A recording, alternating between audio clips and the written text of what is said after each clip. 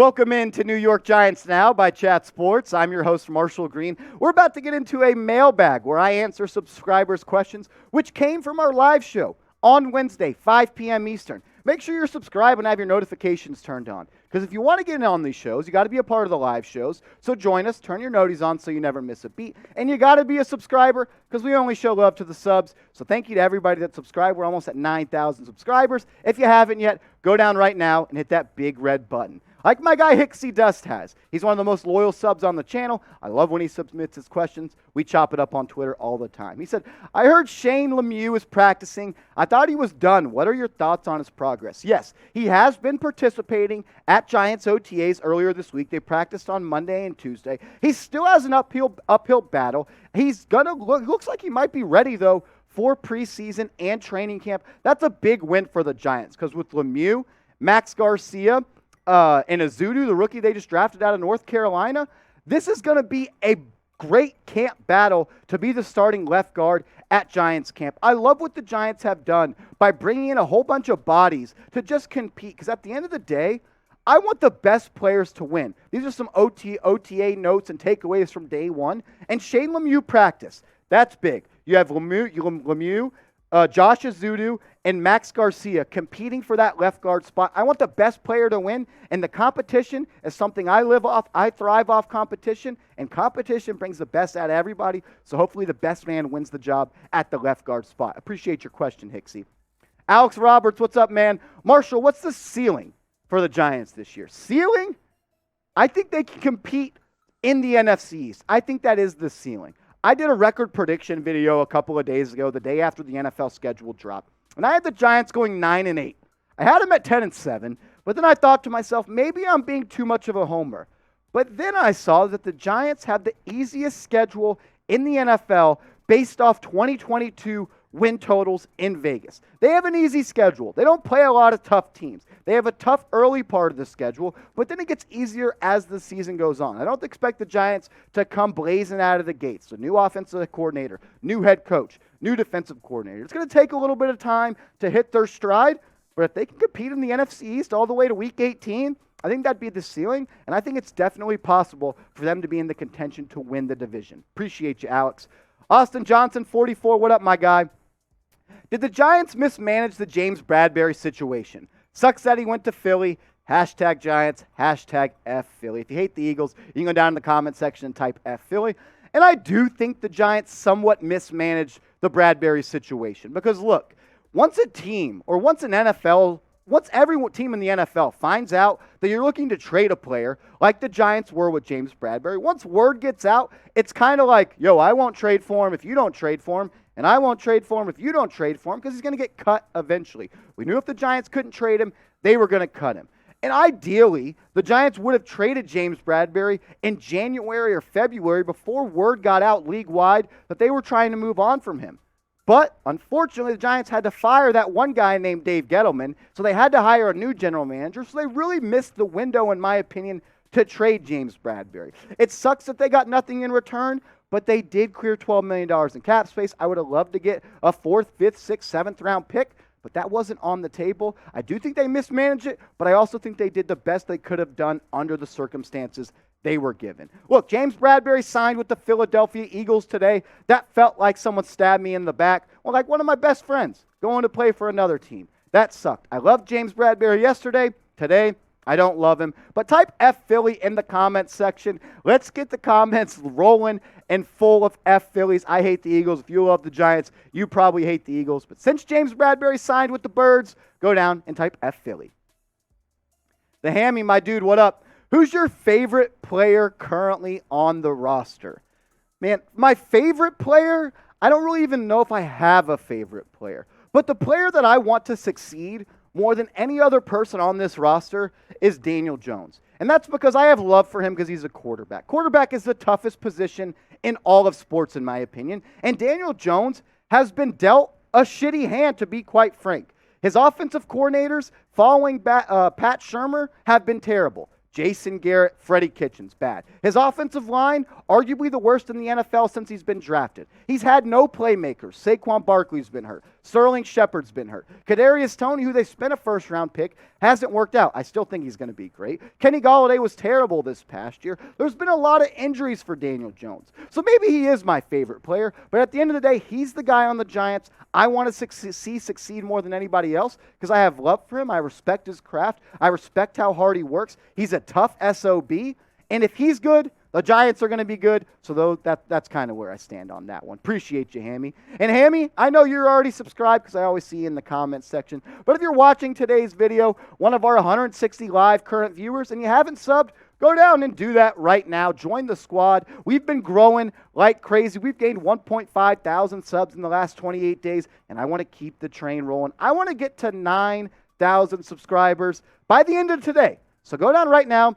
Hit that big red button. We're 146 subs away. And if you're like, why would I subscribe? Look, daily free videos around the latest Giants news and rumors. We go live every week. We pride ourselves on being the most interactive YouTube channel that covers the Giants. So join the squad. Hit that big red button right now.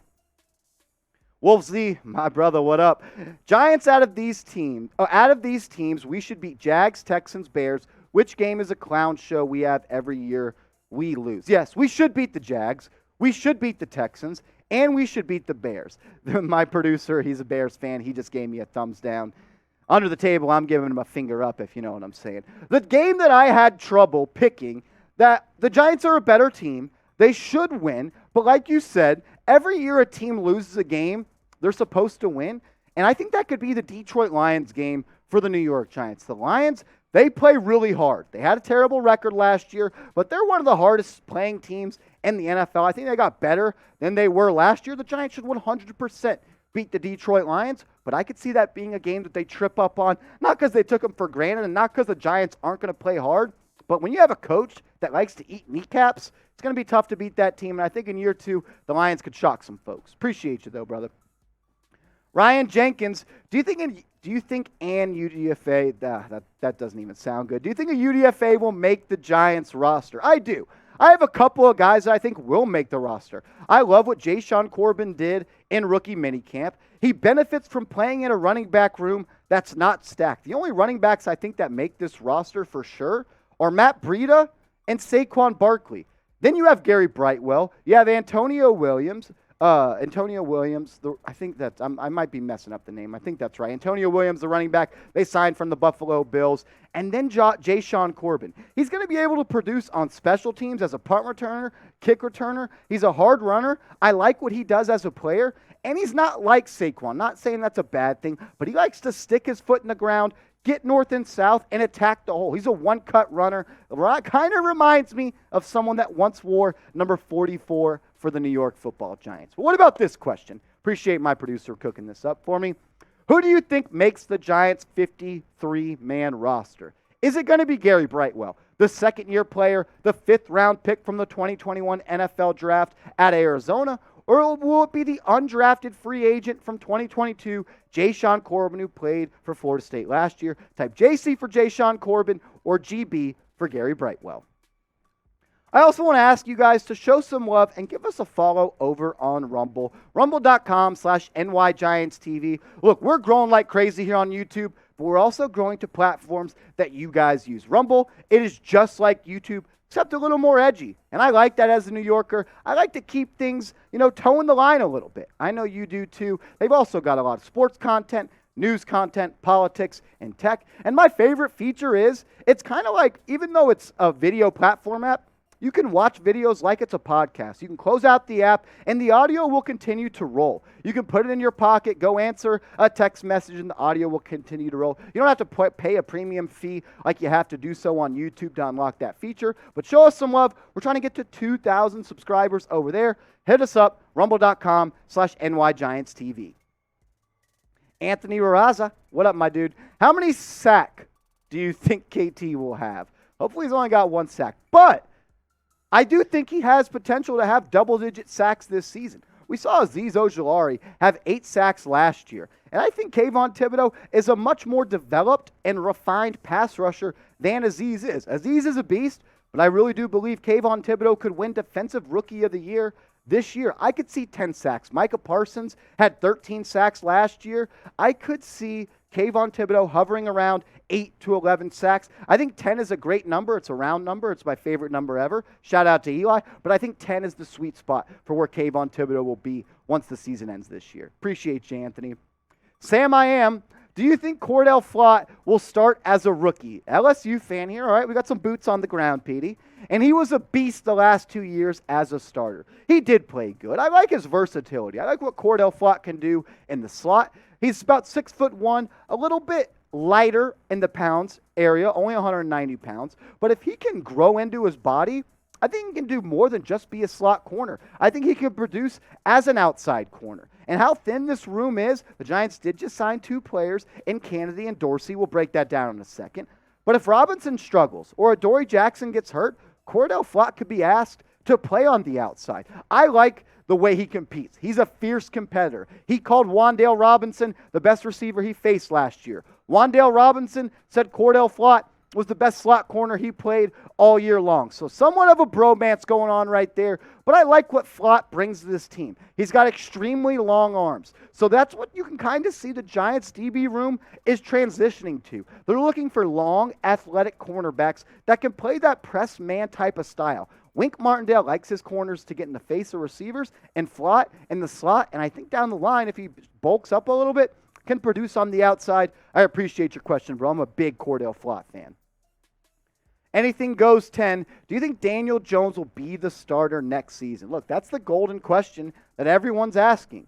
And I think the only person that can answer that in this world is Daniel Jones. And he's not going to be able to answer that with his words. He's going to have to answer that with how he plays this year. As a competitor, the only thing you ask, and as an athlete, is to be able to control your own destiny. And that's what Daniel Jones can do this year. If he plays great, the Giants will re-sign him, and he will be the Giants' franchise quarterback. If he plays bad, he's not going to be re-signed. They didn't pick up his 5th-year option, and he won't be on the Giants next year.